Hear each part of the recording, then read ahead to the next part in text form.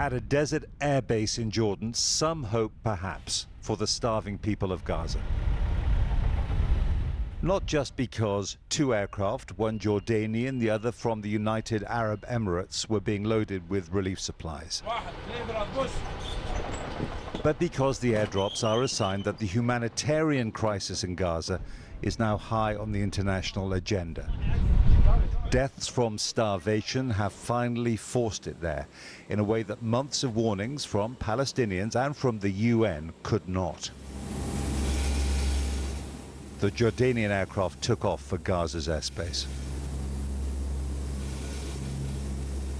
It was a short flight. The loadmasters worked fast to prepare the parachutes for the drop.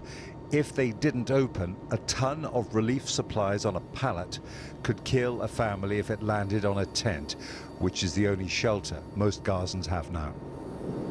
Right, these are the parachutes which will guide the aid down to Gaza. There are 8 tons on here, baby milk, some food, medical supplies, and there's this aircraft and one other from the UAE. Now, clearly, on its own, this is not going to make a great deal of difference. The only thing that really will make a big difference would be a lot of road convoys. You can't do it with airdrops.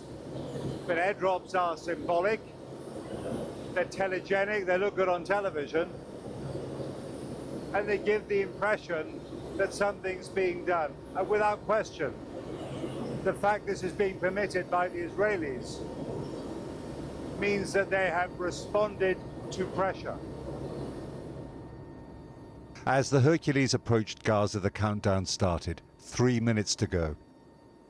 Then the aircraft was overland and the 1-minute warning before it delivered around as much cargo as a single lorry can carry.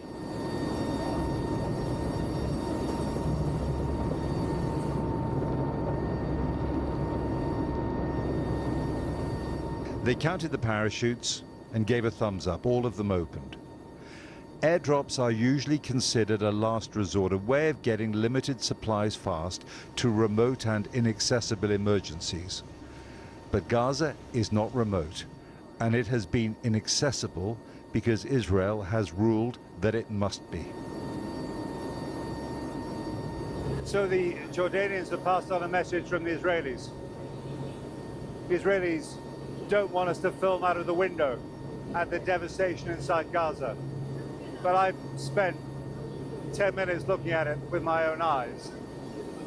And I can tell you that communities in the north of Gaza that I knew well, very vibrant, tens of thousands of people living hard lives, but actually with a remarkable human spirit, are flat. There's nothing left of them. Now, if you've been watching satellite pictures, it won't come as any surprise.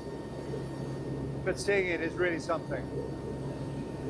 Israel will not allow reporters like myself to enter Gaza to report the story.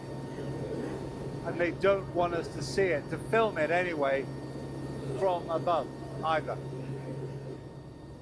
It took about 3/4 of an hour to get back to the King Abdullah Air Base. The Emirati aircraft followed a few minutes later. For now, by air and road, this is a limited operation. Israel says that unfettered relief supplies heading into Gaza would strengthen Hamas.